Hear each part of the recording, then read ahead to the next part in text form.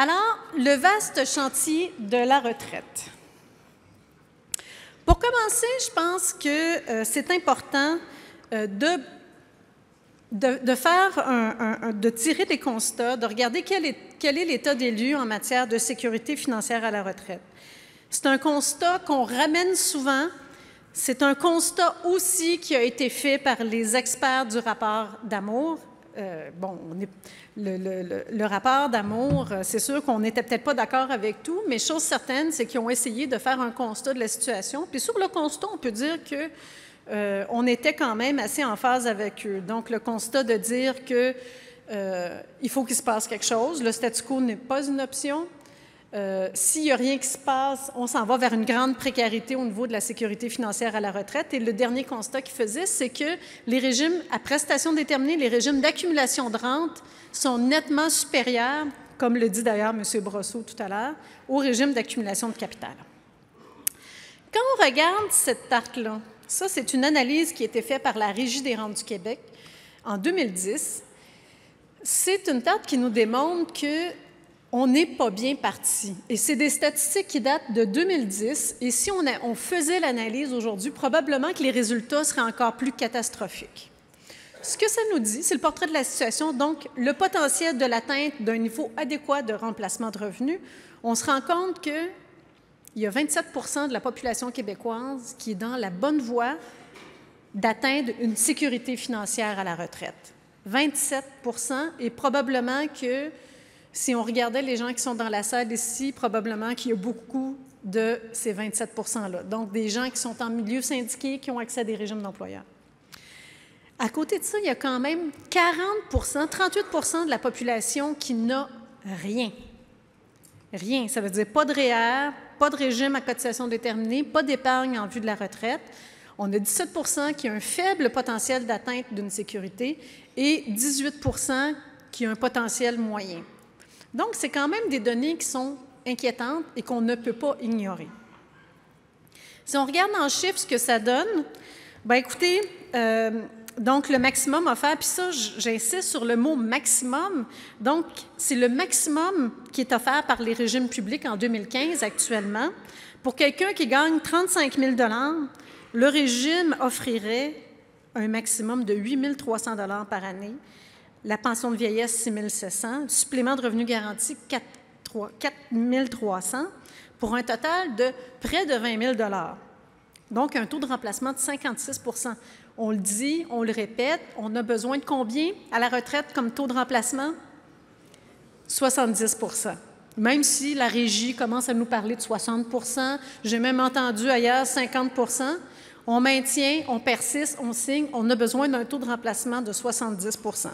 Bon, c'est sûr que si tu fais un revenu de 400 000 $, peut-être que tu pourrais vivre avec un peu moins. Mais pour les gens qui sont ici dans la salle, on peut dire que 70 %, c'est ce dont on a besoin.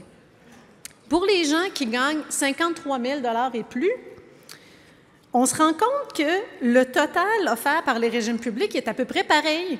Donc, peu importe le montant que tu as gagné, on se retrouve avec 21 700 $ pour une année. Ça, évidemment, c'est le maximum, je le répète. Donc, pour quelqu'un qui a contribué au maximum pendant toute sa carrière, donc pendant 40 ans. Donc, pour quelqu'un qui gagne 53 000, c'est 40 % de taux de remplacement et moins. Ça prend quelque chose pour pallier à ça. C'est un problème.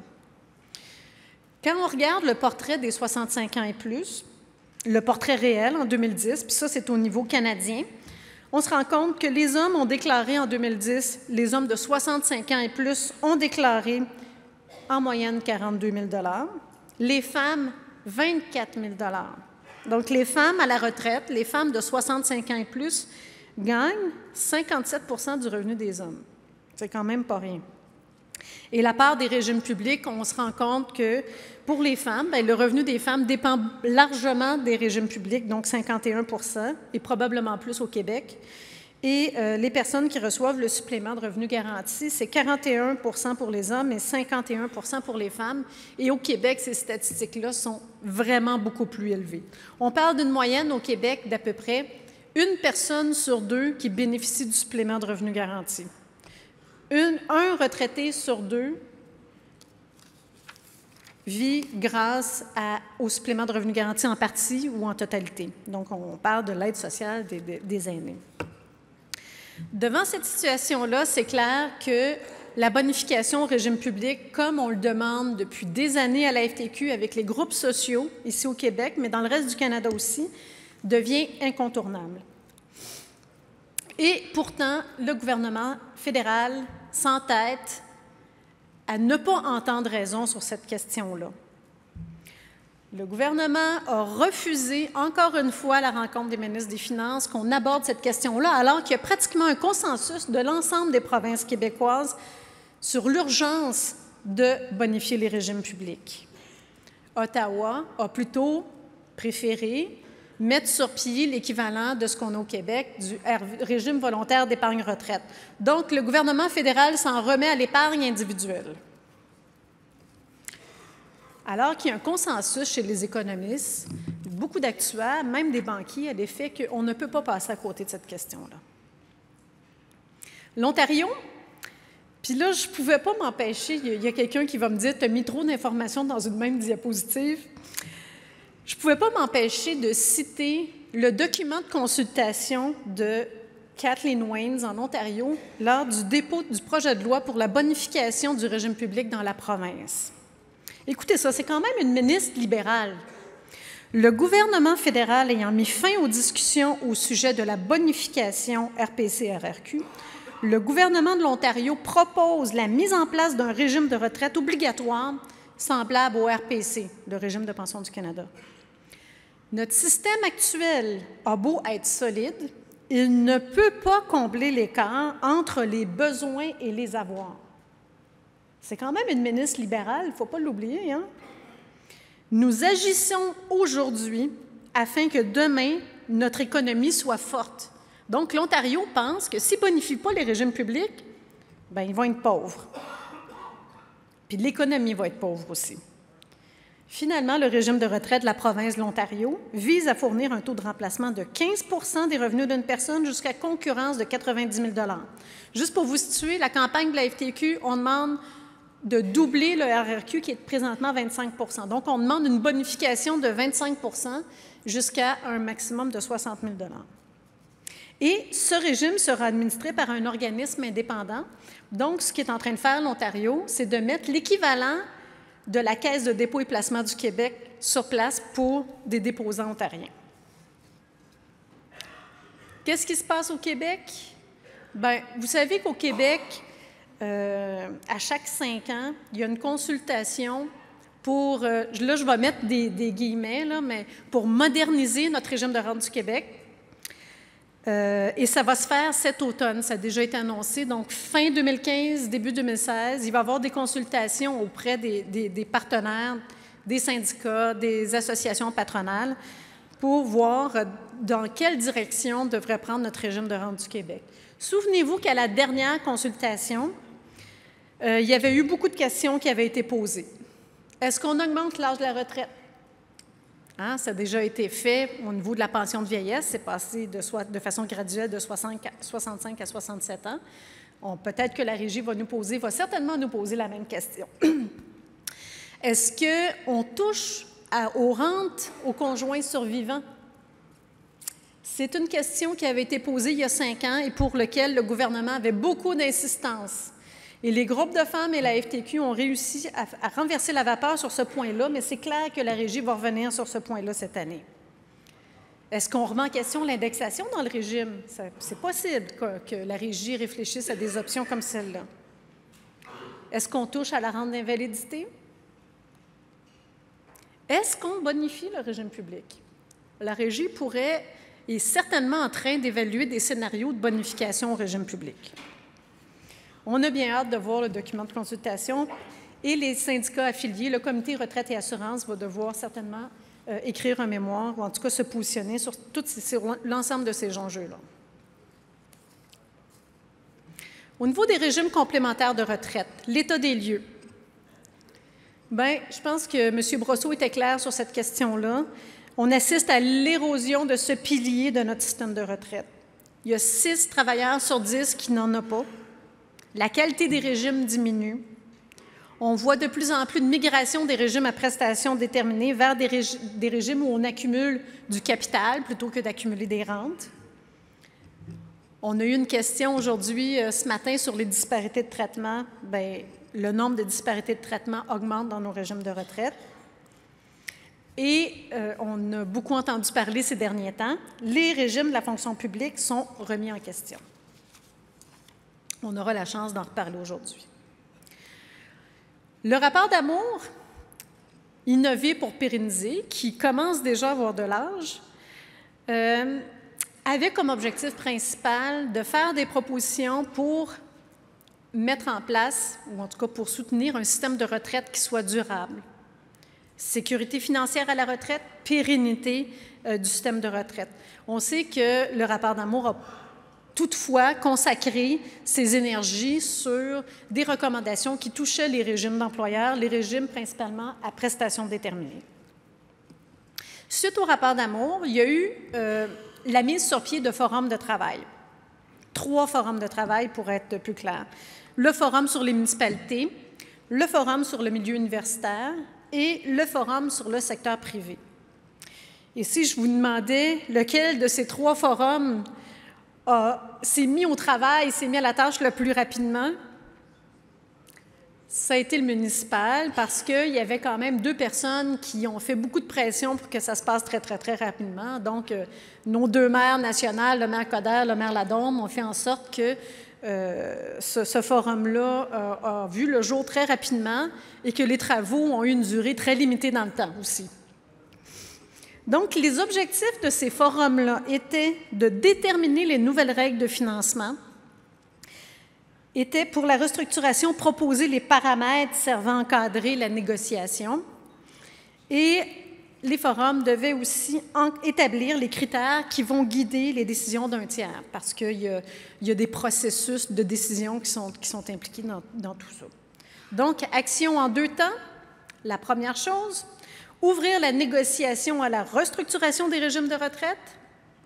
Donc, puis il faut s'entendre, ici, quand le gouvernement parle de restructuration, c'est un terme qui nous paraît peut-être intéressant, mais avec du recul, on s'est rendu compte que le gouvernement entend la question des déficits passés. Donc, la possibilité de réduire les droits acquis puis les engagements pour le service passé. Et dans un deuxième temps, revoir les règles de financement des caisses de retraite. Le projet de loi 3 a été déposé et adopté et il a maintenant le nom de loi 15.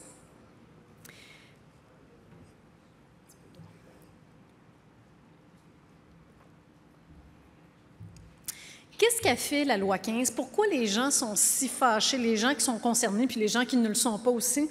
Pourquoi ça a suscité autant de réactions? Je vais vous expliquer brièvement ce que fait le projet de loi 3. Mon objectif aujourd'hui, ce n'est pas de rentrer dans le menu détail du projet de loi 3 avec les exceptions qui viennent avec, mais on va essayer de comprendre l'idée générale qui est en arrière. La loi 15 qu'a fait, le projet de loi 3, la loi 15, ce qu'elle fait, en premier, c'est qu'elle encadre de façon très stricte le processus de négociation. Elle vient nous dire, non, les employés municipaux, là, avaient un rapport de force démesuré face à l'employeur. Donc, il faut leur dire ce qu'ils ont le droit de négocier dans leur convention collective en regard du régime de retraite. Première chose, le coût de ce régime-là, le coût pour le service courant doit être partagé à 50-50. Et les déficits futurs aussi. Non, bien, tu sais, quand même. C'est quoi cette idée-là de voir des régimes qui sont aux 3/4 financés par l'employeur, puis que l'employeur assume les déficits? C'est terminé. Donc, c'est obligatoire maintenant, partage 50-50. Et du coût du service courant, le coût du service courant, c'est ce que ça coûte pour acheter une année à la retraite. Donc, le coût du service courant est défini par les avantages reliés au régime. C'est quoi qu'on accumule dans le régime? Est-ce que la rente est indexée? Est-ce qu'on subventionne la rente aux conjoints survivants, etc.? Il y a plein d'éléments dans un régime qui vont déterminer le coût du service courant. Donc, ça, on le divise 50-50. Deuxième chose qu'on fait, c'est qu'on vient plafonner le coût du service courant possible. On vient dire des régimes à 25, à 26, à 27 % ça n'a pas de bon sens. Les contribuables ne sont pas en mesure de payer ces régimes-là. Donc, on plafonne à 18 %. Arrangez-vous comme vous voulez, ce qu'on dit au syndicat, mais le maximum que ça peut coûter, c'est 18 %. 20 % pour les pompiers et policiers. On amène les régimes aussi à mettre en place des fonds de stabilisation qui vont être à au moins 10 % du coût du service courant. Ça, la FTQ a toujours été en faveur de cette mesure-là. Les fonds de stabilisation, c'est ce qui permet de stabiliser le coût du régime. C'est des réserves. On n'est pas contre ça. Et finalement, on interdit toute indexation automatique. Donc, si vous aviez des règles d'indexation, les employés municipaux, des règles d'indexation automatique, oubliez ça. Ça, c'est pour comment on encadre le processus de négociation. La deuxième chose que le projet de loi fait, que la loi fait maintenant, bon, c'est de remettre en question les droits acquis. Donc, toute la question du passé. S'il y a des déficits dans ce régime-là, on se dit, c'est pas vrai, c'est pas tout l'employeur qui va payer ça. Le contribuable ne peut pas payer ça. C'est au-delà de ses moyens. Puis on sait aujourd'hui qu'il y avait toute une liaison à faire avec le nouveau pacte fiscal avec les municipalités. Donc, on prend le déficit, qui est finalement moins gros qu'on pensait qu'il était au début, là, puis on le divise en deux. Il y a le déficit qui appartient aux personnes retraitées, qui sont déjà retraitées, puis le déficit qui appartient aux travailleurs actifs.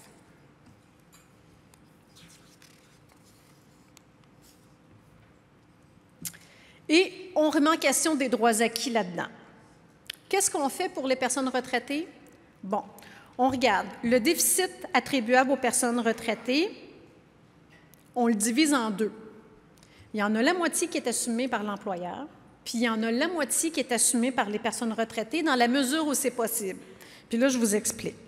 Qu'est-ce qu'on peut faire pour les personnes retraitées? Le gouvernement, dans sa grande indulgence, a dit on ne peut pas remettre en cause la rente de ces personnes-là parce qu'elles sont déjà retraitées puis ils ne peuvent pas se refaire, etc.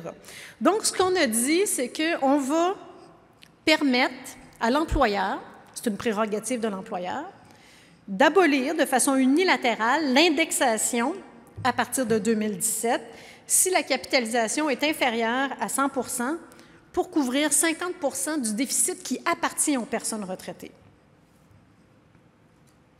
On ne leur demande pas leur avis, hein, parce que je pense qu'ils ne seraient pas trop d'accord. S'il n'y a pas d'indexation prévue, bien, c'est l'employeur qui reste propriétaire de la dette. Il y a 15 ans pour la rembourser. On prévoit aussi un rétablissement ponctuel selon la santé financière du régime. Si la capitalisation est supérieure à 100 %, on permet le maintien de l'indexation automatique. Ça, c'est un amendement qui est arrivé par la suite. Bien évidemment, s'il n'y a pas d'indexation prévue, bien, l'employeur demeure responsable de ce déficit-là. Pour les travailleurs actifs, bien là, eux, ils sont encore au travail. Donc, ils sont en mesure de faire un effort un peu plus grand. Donc, on revoit les droits acquis, les prestations accessoires, afin d'éponger, encore une fois, 50 % du déficit qui leur est attribuable. L'employeur, lui, il a 15 ans pour faire sa part. Donc, ça se pourrait que ça ne coûte pas trop cher si les rendements sont au rendez-vous. On a aussi la possibilité d'augmenter la cotisation salariale jusqu'à 3 % sur une période de 5 ans pour combler le déficit associé aux travailleurs actifs. Ça veut dire qu'un groupe de travailleurs, puis ça aussi, c'est un amendement qui a été ajouté vers la fin, ça veut dire que si un groupe de travailleurs lui dit « Bien, moi, je ne veux pas toucher à mes droits acquis, je ne veux pas toucher à mon indexation, on peut négocier que, c'est vraiment de façon négociée, on peut négocier que tout le monde ensemble, on cotise 3 % de plus pendant 5 ans, puis si ça couvre le déficit, bien, tant mieux. Le gouvernement a décidé de limiter cette mesure-là à 5 ans par un souci d'équité intergénérationnelle. Parce que, imaginez un travailleur qui commence à travailler au moment où les mesures sont mises en place, il va contribuer pour un déficit qu'il n'a jamais accumulé en ce qui le concerne. Donc, mais la loi l'a quand même permis pour permettre un peu plus de souplesse, entre guillemets, là, dans un projet de loi qui n'en avait pas beaucoup de souplesse. Donc, ça donne un peu de marge de manœuvre.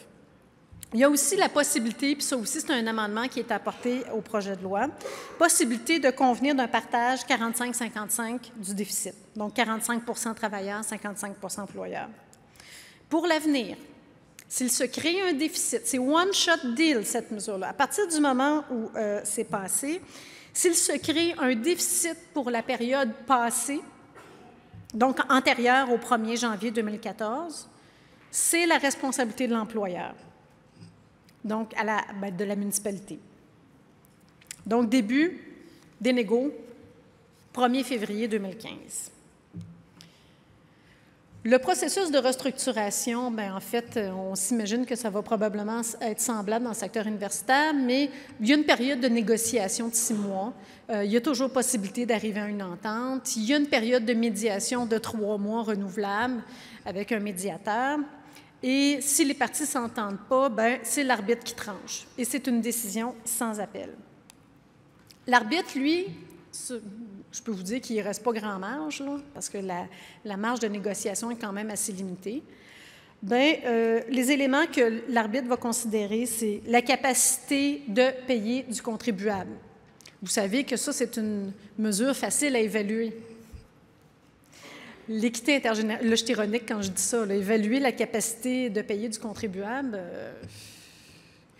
on aimerait ça qu'on nous explique un peu comment ça fonctionne. L'équité intergénérationnelle, la pérennité du régime, le respect du partage des coûts dicté par la loi, les congés de contribution, ainsi que les améliorations apportées au régime, et les concessions antérieures consenties par les participants. Quand on pense aux conséquences pour les travailleurs, les travailleuses puis les personnes retraitées, bien, pour les travailleurs, ça a beaucoup de conséquences, travailleurs, travailleuses. Dans certains cas, c'est une augmentation importante de leur contribution. En d'autres termes, c'est une diminution de leur salaire. Dans certains cas, bien, ils vont devoir redessiner leur régime pour s'ajuster aux 18 % de coût du service courant, le plafond qui est imposé. Ils vont devoir abolir l'indexation pour le futur. Puis c'est important, l'indexation dans un régime de retraite. Si vous êtes à la retraite pendant 40 ans puis que votre niveau de vie diminue de 2 ou 3 % par année, la vie, ça passe vite, mais c'est long des bouts, là. Ils vont devoir partager les déficits futurs et une portion des déficits passés. Pour les retraités, annulation de leur indexation, même si elle était promise. Ça a des conséquences aussi au niveau de notre modèle de relation de travail. Bris du lien de confiance entre les générations. Aujourd'hui, on ne respecte pas la promesse qu'on a faite à nos personnes retraitées. Comment, moi, comme jeune qui commence dans le régime, je vais avoir confiance qu'on va respecter la promesse que le régime me fait? On peut avoir des doutes. Bris de la promesse, non-respect du contrat. Puis dans notre société capitaliste, dans notre société, ça a quand même un sens, le contrat. C'est important, le contrat. C'est censé être du solide. C'est une limite, une entrave au processus de négociation. Et on se questionne même sur la légalité de cette loi et de ses répercussions sur les négociations futures. Et sur la question de la légalité, mais j'inviterai Maître Morin à venir nous parler de la constitutionnalité de la loi.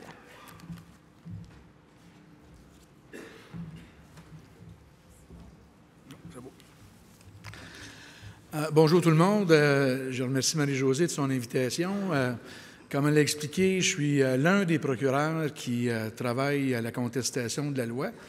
Je le fais avec une équipe du SCFP, entre autres, de Maître Annick Desjardins, Maître Daniel Lamy et Maître Ronald Cloutier, qui est ici, qui agit comme coordonnateur là, pour l'ensemble de la contestation en ce qui regarde le Syndicat canadien de la fonction publique. Comme vous le savez peut-être, il y a plusieurs recours qui ont été déposés pour contester la constitutionnalité et la validité de cette loi 15. Jusqu'à maintenant, on peut parler environ d'une douzaine, 12 à 15 recours qui ont été déposés ou qui vont l'être d'ici la fin avril. Il reste encore quelques groupes qui vont joindre à ce grand mouvement de contestation. Mais la base de toutes ces contestations, c'est que ça demande essentiellement que la loi soit déclarée inconstitutionnelle dans sa totalité, puisque l'exercice qu'on a fait dans cette étude-là, c'est que quand on a fini de regarder les dispositions qui ne respectent pas les articles de la Charte, tant la Charte canadienne que la Charte québécoise, il reste tellement plus rien que ça voudrait dire des articles qui ne veulent rien dire. Alors, dans ces conditions-là, on demande aux tribunaux de déclarer la totalité de la loi inconstitutionnelle. Sur le plan plus administratif, ce que je peux vous en dire pour l'instant, puisque c'est le rôle que j'ai aujourd'hui, c'est de vous mettre un petit peu en appétit de ce qui s'en vient au niveau de la contestation judiciaire. C'est de vous rappeler que la contestation de ce que le juge en chef, Roland de la Cour supérieure, en a décidé, la contestation va se faire à Montréal, bien qu'il y a des requêtes qui ont été déposées aussi à Québec. La contestation va se faire à Montréal. Il y a une réunion de tous ces dossiers qui est en train de se faire. À l'heure où je vous parle, il devrait y avoir une décision rendue par le juge coordonnateur au dossier le ou vers le 8 avril prochain.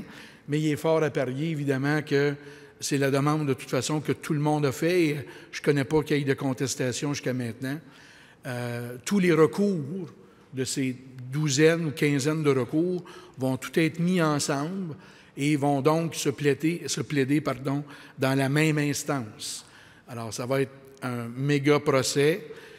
Ils ne nous enverront pas à Bordeaux pour le faire, là, mais ça va être quelque chose de très, très particulier. Et ça va nécessiter, évidemment, vous l'aurez compris, il va y avoir des preuves par experts qui vont être présentées. Évidemment, il va y avoir une preuve par expert au niveau des actuaires, mais aussi, comme Marie-Josée l'a abordé tantôt, cette loi-là, parce qu'elle attaque non seulement la liberté d'association, mais parce qu'elle remet aussi en question bien d'autres valeurs qui sont véhiculées dans notre société et qui ébranlent les fondements même de notre État de droit, font en sorte qu'il va y avoir aussi d'autres gens qui vont avoir à donc intervenir. Alors donc, il s'agit donc d'une requête qui essentiellement est basée sur la violation de la liberté d'association. Je ne vous en prends rien en vous disant que la liberté d'association, depuis 1987, avec le jugement SCFP et la Société des alcools du Nouveau-Brunswick, on a fait, dans la foulée de tous ces arrêts-là, avec la dissidence du juge Dixon à l'époque, on a fait un long parcours. Et on aboutit, après toutes ces années, à quoi? On aboutit avec les jugements récents qui ont été rendus en 2015, qui font en sorte qu'aujourd'hui, la liberté d'association est non seulement une liberté qui est protégée par la Charte, mais dans ses attributs essentiels, entre autres la liberté de négociation, qui, elle, était déjà reconnue encore récemment là, dans les arrêts Elf et les arrêts Fraser.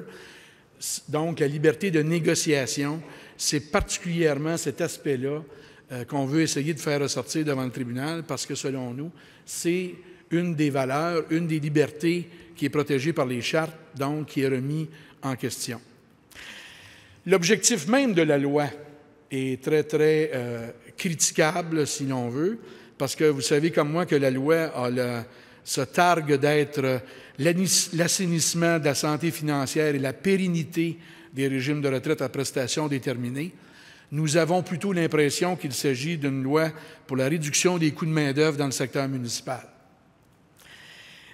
C'est une loi, évidemment, qui a été sanctionnée le 5 décembre 2014, qui s'adresse aux organismes municipaux, aux sociétés de transport. C'est pour l'instant, en tout cas, c'est ce modèle-là qui vise ça, mais on sait que ça peut viser éventuellement peut-être, en tout cas, être le modèle de autre chose pour d'autres législations à venir. Évidemment, d'entrée de jeu, on vous l'a mentionné, ce qui vous a été fait comme présentation est très clair. Il y a des modifications aux conditions de travail qui sont faites. Et ce ne sont pas que des modifications, ce sont des impositions. Hein? Vous aurez remarqué que dorénavant, on impose le partage à part égale de la cotisation d'exercice, le partage à part égale des déficits relatifs aux services postérieurs au 31 décembre 2013, l'imposition du plafonnement de la proportion que doit atteindre la cotisation d'exercice, 20 chez les policiers, 18 chez les autres, l'interdiction absolue de prévoir l'indexation automatique de la rente de retraite, l'obligation pour les partis de modifier le régime de retraite au 1er janvier 2014 pour prévoir que les déficits imputables au service antérieur de cette date sont 50-50 ou 55-45. L'imposition, donc, d'un fardeau supplémentaire aux participants actifs, il est possible. La faculté pour l'organisme municipal de suspendre l'indexation automatique au 1er janvier 2017 pour les retraités. Bref, et c'est là que toute la question se trouve, l'imposition d'une renégociation forcée et isolée des régimes de retraite qui sont déjà fait l'objet d'une entente dans le cadre de la négociation plus large visant la rémunération globale. Alors, il s'agit, quand on dit que, évidemment, la loi impose un cadre de négociation plus étroit, à notre humble avis, elle va davantage, beaucoup plus loin que ça. Elle impose à toute fin pratique, sur l'essentiel des sujets qui seraient à négocier, des paramètres qui sont en sorte qu'il n'y a plus de négociation qui est possible. Le droit à la négociation est à toute fin pratique mis de côté.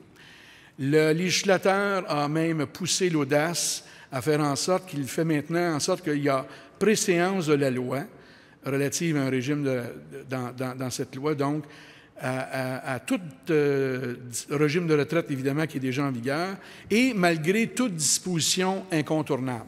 Alors, entre autres, pour nommer un des aspects de cette question incontournable, il y a dans la loi 15 une disposition qui prévoit ceci. Curieusement, c'est l'article 21, et curieusement, ça vient anéantir l'article 21 de la loi sur les régimes complémentaires de rente.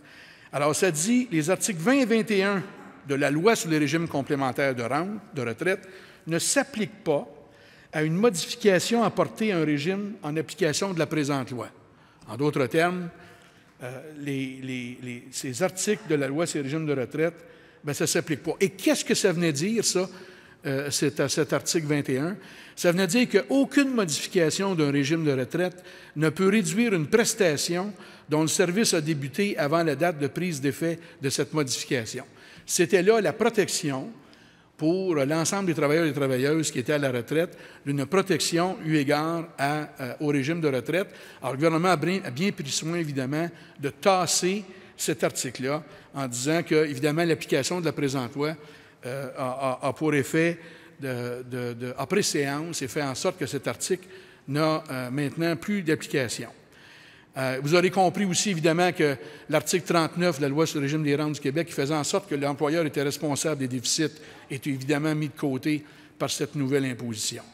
Alors, dans le fond, quand j'écoutais le premier conférencier de ce matin, qui invitait les gens à l'intelligence et au jugement de réfléchir sur une situation, bien, sur la question de l'intelligence et de la réflexion, mettons qu'on n'a pas eu grand temps pour y penser, mettons qu'on n'a pas eu bon temps pour exercer le bon jugement, parce que le gouvernement a finalement décidé dans sa législation d'imposer des articles de loi qui font en sorte et des paramètres qui font en sorte que la négociation n'est plus possible. Ce qui est particulièrement grave sur le plan juridique aussi, c'est que, selon nous, et on est convaincus de cela, la loi porte atteinte non seulement à la liberté d'association par une entrave à la négociation, mais elle porte atteinte aussi au patrimoine de chacun des salariés. C'est une récupération d'une partie de la rémunération de l'épargne retraite de chacun des salariés. Un régime de retraite, à chaque jour que j'ai terminé ma prestation de travail, il y a une partie de ma journée de travail qui s'en va dans mon épargne retraite. Tout ce que fait l'employeur, enfin, ce qu'il était censé faire, c'est qu'il me promettait que l'argent que j'avais mis de côté, elle serait payable un peu plus tard quand je partirais. Il y avait donc une obligation, une promesse qui avait été faite avec une condition qu'on allait dans le temps me payer ce que j'avais bien voulu mettre de côté maintenant.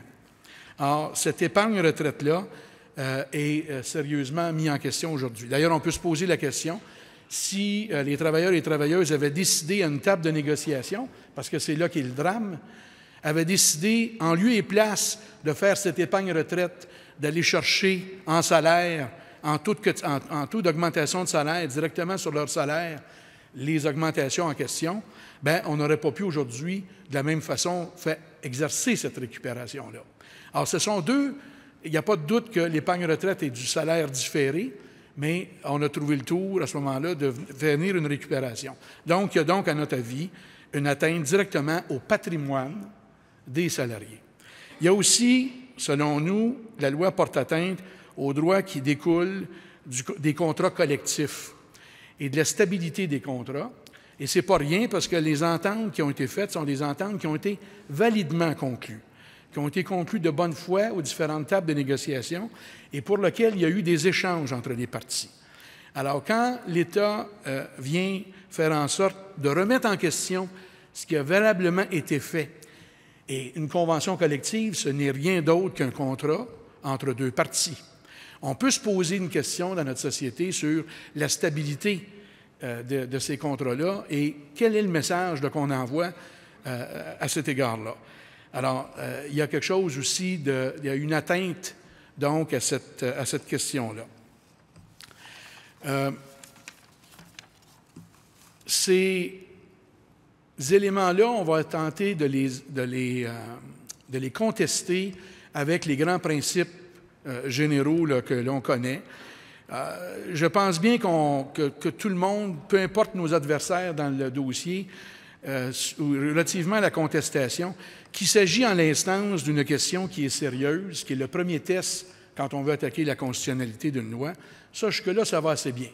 Parce qu'on s'entendra tout le monde qu'évidemment, un régime de retraite, c'est une partie importante de la rémunération globale. Et dans la mesure où on vient toucher à une partie importante de la rémunération globale, une partie importante de ce qui est la négociation, une partie importante de ce qui animait les parties dans les différents échanges qui ont eu au cours de plusieurs années.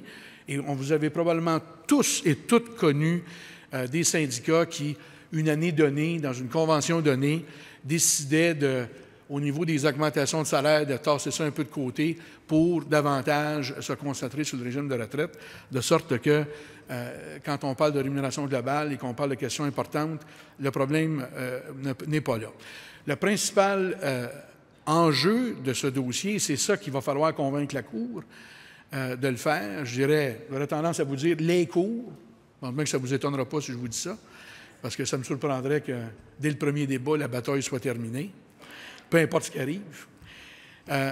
C'est que, évidemment, le droit à la négociation dans ce dossier est mis en péril. Et donc, une des propositions qu'on présente, c'est que les mesures qui sont prises par l'État, par son effet et son objet, constituent une entrave qui est substantielle. C'est un des critères de la jurisprudence. Il faut que l'entrave soit substantielle au droit de la négociation. Et quand on parle du droit de la négociation, de quoi parle-t-on? On parle du processus de la négociation. Alors, qu'est-ce qu'on veut dire par processus de la négociation? Parce que ce qui est clair dans les jugements, l'état du droit aujourd'hui, ce n'est pas les résultats qui sont protégés. Vous allez me dire, bien, si les résultats ne sont pas protégés, ça veut dire que tout ce qu'on a négocié avant, on se bat un peu pour rien. Non. Mais ça veut peut-être dire, par exemple, que le processus qui nous a amenés à signer des ententes, donc le processus passé et le processus à venir, dans la mesure où ces processus-là sont remis en question, bien, ça a pour effet de rendre illégitime les négociations qui ont été faites, et ça a pour effet donc d'attaquer le droit à la négociation. Jusqu'à maintenant, je vous en faisais mention un peu plus tôt, il y a eu des juges, la Cour suprême se sont prononcés dans l'arrêt Elf comme dans l'arrêt Fraser, où, entre autres, on a dit que le processus qui rend impossible la poursuite véritable d'objectifs collectifs a pour effet d'entraver substantiellement l'exercice du droit de libre association.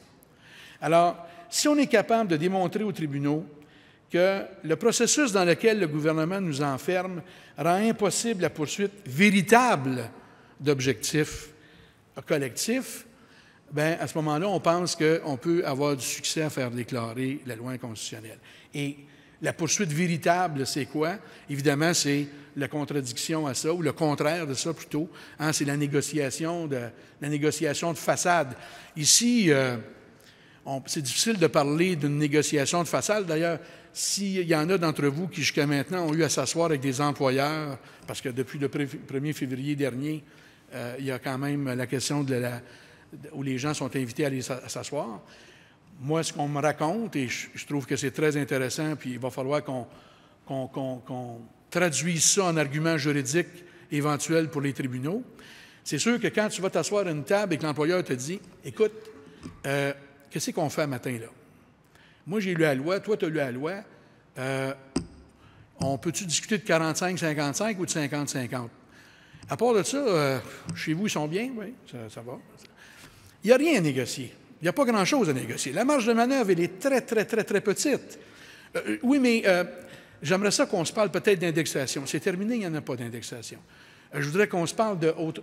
Les sujets, les impositions sont bien, bien énumérés, de sorte que l'article qui fait le plus rire dans la loi 15, c'est l'article qui dit que les partis sont tenus de négocier de bonne foi. Oui. On dit aussi au niveau de la négociation qu'un processus véritable de négociation collective donne aux employés l'occasion de véritablement participer au choix de leur objectif collectif et qu'il leur assure une indépendance suffisante par rapport à la direction qu'ils puissent contrôler les activités de l'association. Dans l'arrêt récent du 16 janvier 2015 de l'Association de la police montée et dans Méridite qui a suivi, ce sont des valeurs qu'on a mis en cause. Parce que c'est aussi très important de rappeler que si les gens signent des conventions collectives, si les gens adhèrent au processus de droit d'association et veulent revendiquer collectivement des droits, il faut que ces choses-là soient possibles. Donc, l'annulation unilatérale des modalités négociées, ça a pour effet de saper, de rendre illégitime le processus de négociation. C'est une entrave qui, pour nous, est substantielle et elle a aussi beaucoup d'autres défauts. Pensez juste à l'arbitrage, hein, où les critères sont la capacité de payer des contribuables, la pérennité du régime et l'équité intergénérationnelle. On va se casser la tête, mais pour l'instant, on va penser à d'autres choses. On va penser à faire déclarer la loi inconstitutionnelle, mais quand il va avoir le temps de venir passer devant un arbitre pour y expliquer que la décision qu'il doit rendre doit respecter ces critères-là, je ne sais pas exactement encore par quoi on va commencer. Donc, c'est un long débat que l'on commence, c'est une longue démarche, mais je voulais vous exprimer un peu là, ce qui nous anime présentement pour défendre et faire en sorte que cette loi-là soit déclarée inconstitutionnelle.